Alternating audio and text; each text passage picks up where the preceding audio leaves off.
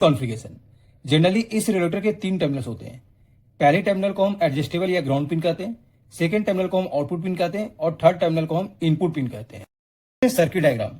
ये रेगुलेटर किसी भी इनपुट वोल्टेज को एक फिक्स आउटपुट वोल्टेज में कन्वर्ट करता है, यानी 5 वोल्ट डीसी।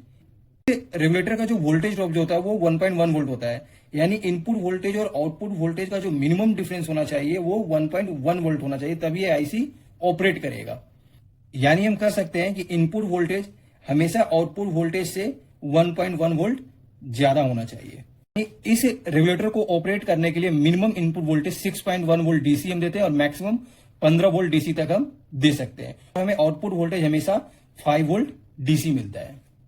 इस रेगुलेटर के इनपुट साइड और आउटपुट साइड हम एक इलेक्ट्रोलाइट कैपेसिटर हम यूज करते हैं, यानी इनपुट साइड जो हम इलेक्ट्रोलाइट कैपेसिटर लगाते हैं वो 10 यूएफ 25 वोल्ट का, और जो हम आउटपुट साइड इलेक्ट्रोलाइट कैपेसिटर जो हम यूज करते हैं वो 10 यूएफ 10 वोल्ट का। नेक्स्ट है फीचर्स, यानी इनपुट वोल्टेज और आउटपुट वोल्टेज का जो डिफरेंस होता है वो 1.1 वोल्ट होता है, इसीलिए इसे हम लो ड्रॉप आउट वोल्टेज रेगुलेटर भी हम कहते हैं।